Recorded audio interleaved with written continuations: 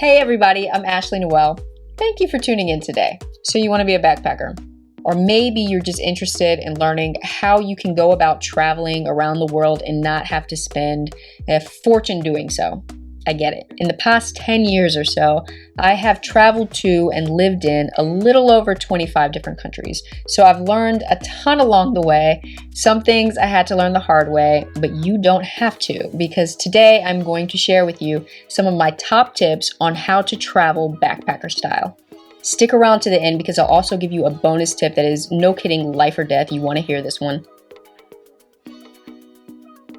Welcome to my channel, everybody. Again, my name is Ashley Noelle. On this channel, we talk about military lifestyle, living and working abroad, and also personal development tips. All right, so the first piece of advice, you don't need that much stuff. And I get it, that's super annoying because everybody says it and you're thinking to yourself, but I really do need that much stuff. You actually don't though, and I'm gonna tell you why and how to get around not having to pack so much stuff. So the first piece of advice comes down to what type of bag you need to bring. Obviously, as the name suggests, the best type of luggage to carry on a backpacking trip is going to be a backpack. And the reason for this is that it's just easier to carry. A lot of places where you're traveling might have cobblestone roads, or you might be going over sand or unpaved roads. So if you're carrying a wheeled bag, it's just going to be a lot harder to get over the ground than if you're carrying something on your back. Also, a lot of places where you may stay might not have elevators, so you're going to have to trek upstairs. And again, it's just a lot easier to maneuver up those stairs with a backpack than it is by having to lift all of your goods every time you need to go up and down a set of stairs. When it comes to not needing to bring that much stuff, especially when it comes to clothes, the reason that I say that is because a good piece of advice is just to wash your clothes while you're there. So if you want to wash your clothes while you're there are two things that you can do. One thing that I always carry with me is a bar of laundry detergent. So this looks like a bar of soap, but it's not. It's actually laundry detergent. This is very used. I got this a very, very long time ago, but it lasts a long time because you're not doing like a ton of clothes. This is like if you need to wash some socks or you need to wash a shirt, just take it to the sink, wash it with your laundry detergent soap, hang it up to dry, and it'll be dry by the next day. Another thing that you can do, pods. Tide pods, Gain pods. A lot of companies nowadays make these detergent pods. So stick some in a sandwich bag before you leave for your trip, however many you think that you'll need to get you through your trip, and just do your laundry at the place you're staying. And make sure the place you're staying obviously has laundry facilities on site. So one more thing about your bag. I'm telling you, it's best to only bring one bag.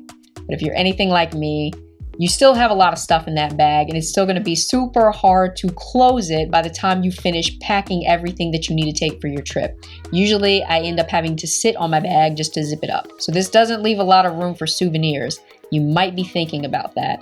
There is a fix for that, actually. So I always end up taking a bag like this. This bag is from Patagonia. It's called a black hole duffel. What is good about this bag is that it's got backpack straps for one, but then also it folds into itself. So it's got a pocket inside and the bag compresses to the point where it just folds into its own little pocket. Patagonia isn't the only company that makes those bags. It just happens to be the one that I have. But North Face makes some, Eagle Creek makes them, a ton of companies make them. So pick whatever brand that you want, pick whatever brand you can find that's good for you, and those can be super helpful. Depending on the airline that you're flying and the type of ticket that you buy, the airline might make you check one of these bags if you go this route. Usually, if that's the case, I always end up checking my main backpack, and I'll carry on the smaller bag, and I'll just make sure that the smaller bag has anything that is breakable in it so that I can keep it in the overhead bin and I know it's going to be safe.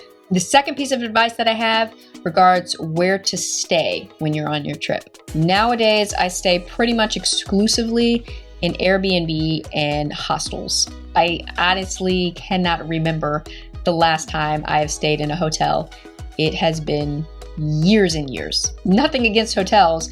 They just usually are more expensive than what I want to pay for the type of amenities that I'll need. And really, that's the key consideration that it comes down to. What do you actually need from the place where you're staying? If the purpose for your trip is to stay in a really nice facility so that you can take advantage of all of the amenities that the facility has to offer, for example, you want to go to a pool or go to a spa or something like that, then an Airbnb or a hostel are probably not where you want to go. But if all you need from the place where you're staying is a place to sleep, a place to change your clothes, a place to clean yourself, then let your place be as simple as it needs to be. Now, I know that for a lot of people, just the word hostel can be a dirty word, and you automatically conjure these images of that movie that came out way back when, where travelers went to this European country and everybody got killed. That's not actually how hostels are. A lot of hostels are designed to resemble hotels or bed and breakfasts. And I know that also a lot of people can get really cautious about being put in a situation where they are sleeping in a room with a bunch of strangers. I get that. That is very fair. I can say that I have never had a problem with it, but that is going to be something that you are going to have to weigh on your own. How secure and safe do you feel with the environment that you're putting yourself into? With hostels, though, you can opt for those rooms that are shared rooms, but also hostels do allow you the option to have a room to yourself. So you can have your own room, your own bathroom, and basically it just turns into something like a hotel. Those rooms do tend to be a little bit more, but it's a hostel. They're not going to be expensive, certainly compared to what you're going to pay at a hotel.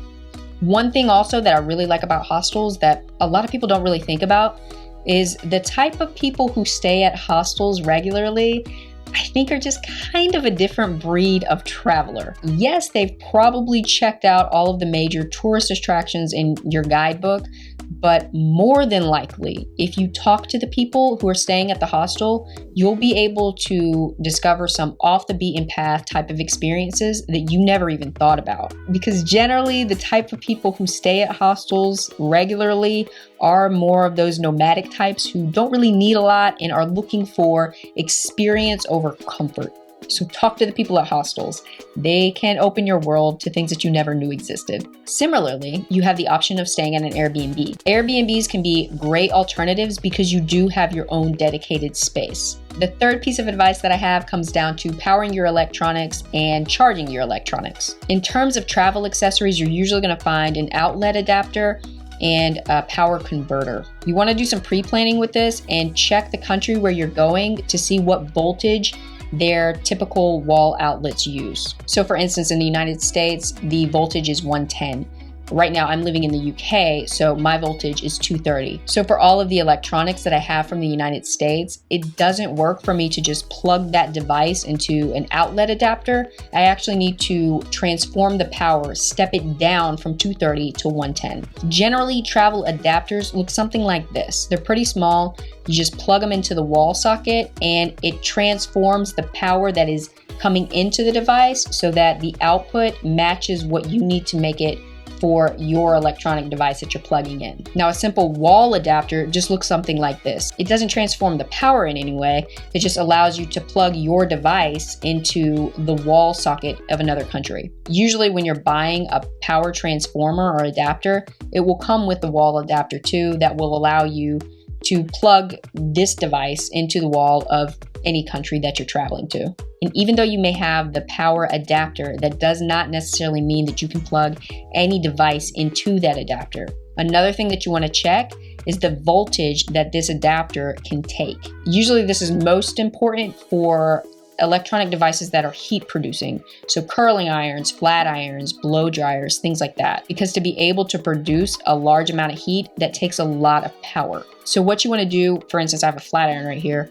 Look at the electronic device itself. Usually somewhere on it, usually in flat irons, it's right here in the middle. It will tell you what type of voltage it requires. And then look at the adapter that you have and make sure that your adapter is able to support that voltage. Another thing that you can do with flat irons, hair dryers, they have flat irons and hair dryers that allow you to use them with any level of voltage. So for instance, this flat iron that I have, since I travel so much with it, I got one specifically that allows me to use it in countries that required 110 voltage all the way up to 240 voltage. Most heat producing electronics like flat irons or curling irons or hair dryers aren't dual wattage in that way. So it's something that you actually have to check for. Another thing that I never travel without is an external battery pack. The one that I have allows me to plug in electronics with these USB ports here, and this has saved me so many times, especially if I'm in a country where I'm relying on my phone to be my GPS and my phone is dying. And without that GPS, I'm lost. This thing is clutch. Next up is tip number 4. And by the way, if you are learning anything new, if you're finding this information helpful, please make sure to hit that like button down below so that I actually know that this information is helping people. If you're traveling with other friends, try to limit your friend group to a total of 4 people, including yourself. The reason for this, it just comes down to practicality. If you're trying to catch a taxi, usually 4 people is the maximum that can fit in a taxi. This becomes incredibly important if while you're traveling, you go to a more remote area and it's hard to find taxis where you are. So you're able to hail down this one taxi. It's just super convenient to be able to fit your entire group in that one taxi rather than separating or trying to wait around for a second taxi to come along so that the rest of your group can get a ride too. Also, it's just easier to make decisions with less people. So if you want to do a thing, then it's easier to convince 3 other people to go along with it than it would be for you to try to convince a group of 7 or so. Last tip, well, not really. I told you that there's a bonus tip at the end that's life or death, no kidding. That's true. So second to last tip, I guess. It's best to make an itinerary of some sort. Now this can be as detailed as you want it to be or as flexible as you want it to be, but you end up wasting a lot of time if you don't pre-plan your trip ahead of time. So if you just get to your hotel room and you wake up one day like, oh, what are we gonna do today? That is a lot of time that you are going to be wasting trying to do the research then and there about what all is available to you in terms of options, rather than if you had just looked at those options ahead of time and figured out what you wanted to do each day in advance. On top of that, going into the country with a plan already in place allows you to be able to see everything in the country that you may want to see. So for instance, a few years back, I went on a trip to India with a group of friends for 2 weeks. We started off in New Delhi and then we went a little north to Rishikesh because it was the International Yoga Festival, which was actually really cool. And then we went to Haridwar. And then we went a little bit south to Agra to see the Taj Mahal. And then we went to Mumbai because it was also a Holi festival at the same time. And then we went down south to Goa to just hang out at the beach for a while. And then we went back north to New Delhi, and that's where we flew out, going back to Kyrgyzstan where we were living. So we were able to do all of that and travel in so many different parts of the country just because we had already pre-planned that we wanted to be able to hit all of those different spots. And just as an aside about my plug for hostels again, during that India trip, we only stayed in hostels. And so usually our hostels cost us maybe like $4 or $5 a night each. But I remember in Goa, we ended up splurging and we got a hostel where everybody could get their own room. So each of us had our own room and it was actually a really big room. We all had our own bathrooms too. And I remember it cost us $11 a night for that hostel. And our minds were just blown because it was so expensive, especially in comparison to how we had been traveling in the past. But still, think of it, like $11 a night and you're splurging. Hostels, man. So that's it for the 5 tips that I had for today. But I did tell you that there was a no kidding life or death tip at the end, and here it is. Always have on your person Benadryl or some other type of antihistamine. If you're traveling to a foreign country, you're likely going to be trying new foods that you've never tasted before. You're going to be eating things that you've never eaten before, and you don't want to get stuck abroad in anaphylactic shock. I have had this happen, not to me, but to somebody that I was traveling with, and we were not prepared, and it was a terrible situation to be in. Don't do that. I'm serious. Keep some Benadryl or an antihistamine in your pocket, in your purse, in your fanny pack, wherever. You don't want to get caught in anaphylactic shock. Don't do that. If you're looking for the generic form of Benadryl or just the actual chemical ingredient that you're looking for, it's called diphenhydramine. I will say I am not a doctor. I am not a doctor. Please consult your medical doctor if you have any questions about taking Benadryl or diphenhydramine, or if you have any questions about what foods you should avoid when you're traveling. I am not saying don't try new foods, not at all. I eat all of the things, but I also always have some form of antihistamine on my person just in case my throat starts to swell. I learned that one the hard way. You do not have to also. My next video is going to be part 2 of this, so I'll give you 5 new tips plus another bonus tip at the end. But for the sake of time, I don't want this video to be too long, so I'm going to cut it here for now. Please also hit the subscribe button below. I upload new content every week. And again, I make content on traveling and living abroad, personal development, and also military lifestyles. So if any of those topics are interesting to you, please check out the channel for more related content. I'll leave some links in the description below for some more content that you might be interested in. And I'll also leave some links on the screen right now so that you can check out more videos. I'll see ya.